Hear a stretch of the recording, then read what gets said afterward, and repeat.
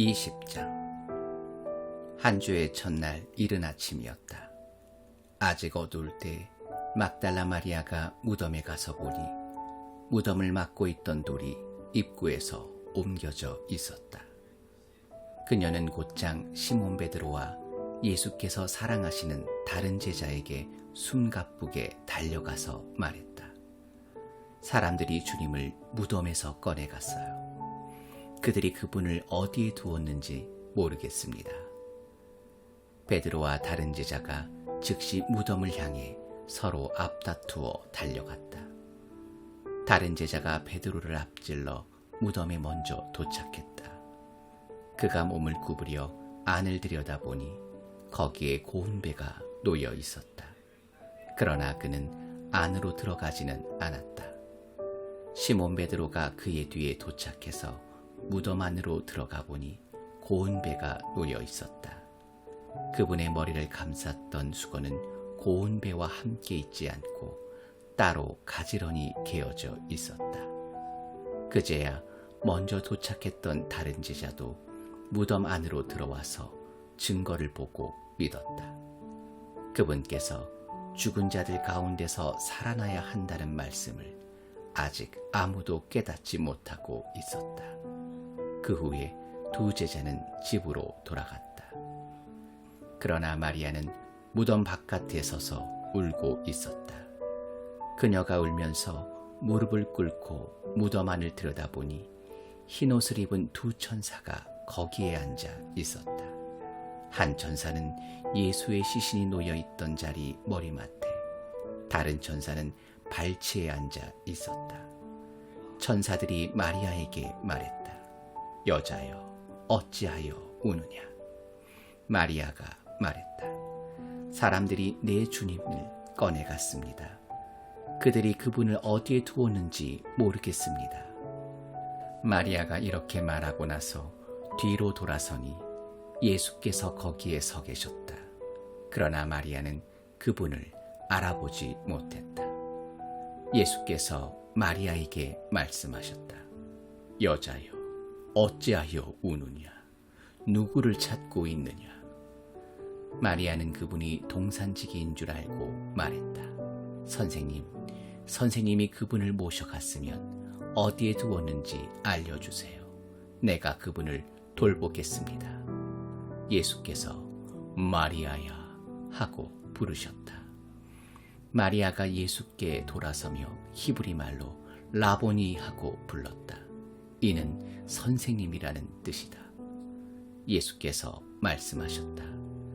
나를 계속 붙들고 있지 마라. 내가 아직 아버지께로 올라가지 않았다. 너는 내 형제들에게 가서 내가 내 아버지이며 너희 아버지이신 분, 곧 내 하나님이시며 너희 하나님이신 분께로 올라간다고 전하여라. 막달라 마리아가 제자들에게 가서 소식을 전했다. 내가 주님을 배웠어요. 마리아는 예수께서 자기에게 말씀하신 모든 것을 그들에게 알렸다. 그날 해직역에 제자들이 모였으나 그들은 유대인들이 무서워 집에 있는 문이란 문은 다 닫아 걸고 있었다. 예수께서 들어오셔서 그들 가운데 서서 말씀하셨다. 너희에게 평안이 있기를. 그리고 나서 자기의 두 손과 옆구리를 제자들에게 보여주셨다. 제자들은 자기 눈으로 주님을 뵙고는 기쁨을 가누지 못했다. 예수께서 다시 한번 인사하셨다. 너희에게 평안이 있기를. 아버지께서 나를 보내신 것처럼 나도 너희를 보낸다. 예수께서 이 말씀을 하시고 나서 숨을 깊이 들이쉬었다가 그들에게 내쉬며 말씀하셨다. 성령을 받아라. 너희가 다른 사람의 죄를 용서하면 그 죄가 영원히 사라질 것이다. 너희가 죄를 용서하지 않으면 그 죄를 가지고 무엇을 하려느냐? 그러나 12제자 가운데 한 사람으로 간혹 쌍둥이라고도 불리는 도마는 예수께서 오셨을 때 그 자리에 없었다. 다른 제자들이 그에게 말했다. 우리가 주님을 보았소. 그러나 도마는 이렇게 말했다. 내가 그분 손에 난 못자국을 보고 그 못자국에 내 손가락을 넣어보고 그분의 옆구리에 내 손을 넣어보지 않고는 그 말을 믿지 않겠소. 여드레 후에 제자들이 다시 방에 모여 있었다. 이번에는 도마도 함께 있었다. 예수께서 잠긴 문들을 지나 들어오셔서 그들 가운데 서서 말씀하셨다. 너희에게 평안이 있기를. 그런 다음 예수께서 도마에게 주목하며 말씀하셨다. 네 손가락을 내 손에 대어 보아라. 네 손을 내 옆구리에 넣어 보아라. 의심하는 자가 되지 말고 믿는 자가 되어라. 도마가 말했다. 나의 주님, 나의 하나님. 예수께서 말씀하셨다. 너는 내 두 눈으로 보고 나서야 믿는구나. 보지 않고도 믿는 사람들에게는 더 큰 복이 기다리고 있다. 예수께서는 이 책에 기록된 것보다 훨씬 많은 표적을 베푸셔서 하나님을 계시해 주셨다. 이것을 기록한 이유는 예수께서 메시아이시며 하나님의 아들이심을 여러분으로 믿게 하고 그 믿음을 통해 예수께서 친히 계시해 주신 참되고 영원한 생명을 얻게 하려는 것이다. 21장. 그 후에 예수께서 제자들에게 다시 나타나셨는데 이번에는 디베랴 바다 갈릴리 호수에서였다. 예수께서 나타나신 경위는 이렇다. 시몬 베드로, 쌍둥이라고도 하는 도마, 갈릴리 가나 출신의 나다나엘, 세베대의 두 아들, 그리고 다른 두 제자가 함께 있었다. 시몬 베드로가 말했다. 나는 고기 잡으러 가야겠다. 나머지 사람들도 우리도 함께 가겠다고 대답했다. 그들은 나가서 배를 탔다. 그날 밤 그들은 아무것도 잡지 못했다. 해가 뜰 무렵 예수께서 바닷가에 서 계셨으나 그들은 그분을 알아보지 못했다. 예수께서 그들에게 말씀하셨다. 좋은 아침이구나. 아침거리로 뭘 좀 잡았느냐? 그들이 대답했다. 못 잡았습니다. 예수께서 말씀하셨다. 그물을 배 오른쪽에 던지고 어떻게 되는지 보아라. 그들은 그 말씀대로 했다. 순식간에 수많은 고기가 그물에 걸려 있었다. 힘이 달려서 그물을 끌어올리지 못할 정도였다. 그때 예수께서 사랑하시는 제자가 베드로에게 말했다. 주님이시다. 시몬 베드로가 그분이 주님이신 것을 알고는 일하느라 벗어놓았던 옷을 급히 챙겨 입고 바다로 뛰어들었다. 다른 제자들은 배를 탄 채로 고기가 가득 든 그물을 끌고 나왔다. 그들은 육지에서 90m 정도밖에 떨어지지 않은 곳에 나가 있었다.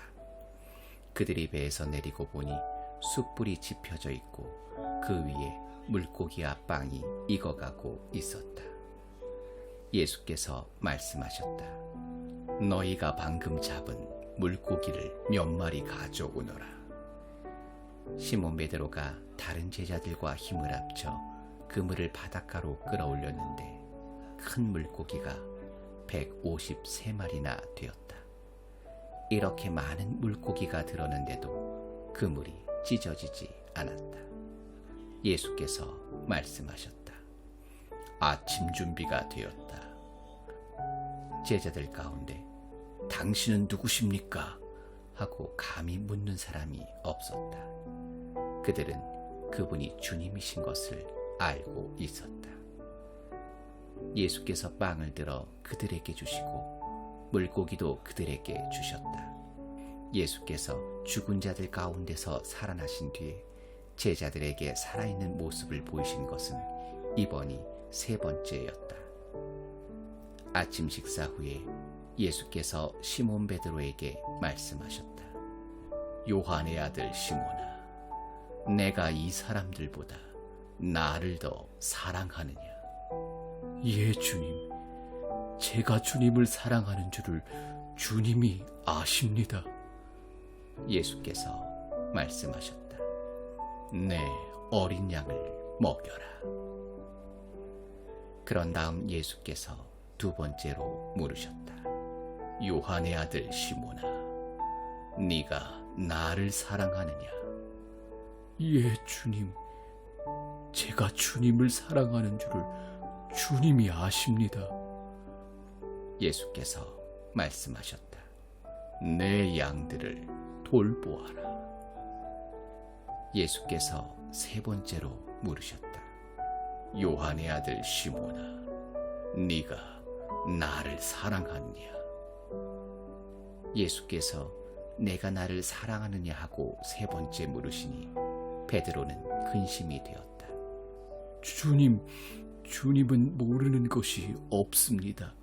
제가 주님을 사랑하는 줄을 주님께서 틀림없이 아십니다. 예수께서 말씀하셨다. 내 양을 먹여라. 이제 너에게 진실을 알려주겠다. 네가 젊었을 때는 네 스스로 옷을 입고 어디든지 원하는 곳으로 다녔다. 그러나 네가 나이 들어서는 두 팔을 벌려야 할 것이다. 다른 사람이 내게 옷을 입히고 내가 원하지 않는 곳으로 너를 데려갈 것이다. 예수께서 이렇게 말씀하신 것은 베드로가 어떤 죽음으로 하나님을 영화롭게 할지를 암시하신 것이다. 이 말씀을 하시고 예수께서 이렇게 명하셨다. 나를 따라오너라.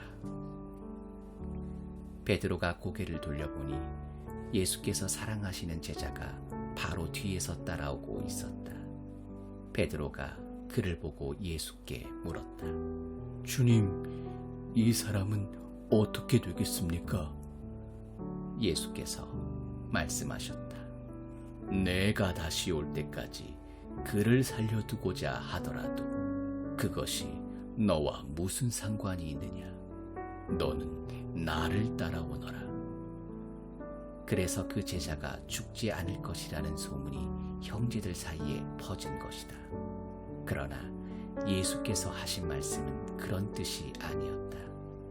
예수께서는 그저 내가 다시 올 때까지 그를 살려두고자 하더라도 그것이 너와 무슨 상관이 있느냐 하고 말씀하셨을 뿐이다. 이 모든 일을 목격하고 기록한 사람이 바로 그 제자다. 우리 모두는 그의 증언이 믿을만하고 정확하다는 것을 알고 있다. 이 밖에도 예수께서는 아주 많은 일을 행하셨다. 그것을 하나도 빠뜨리지 않고 낱낱이 기록한다면 그 기록한 책을 다 담아두기에는 이 세상도 비좁을 것이다.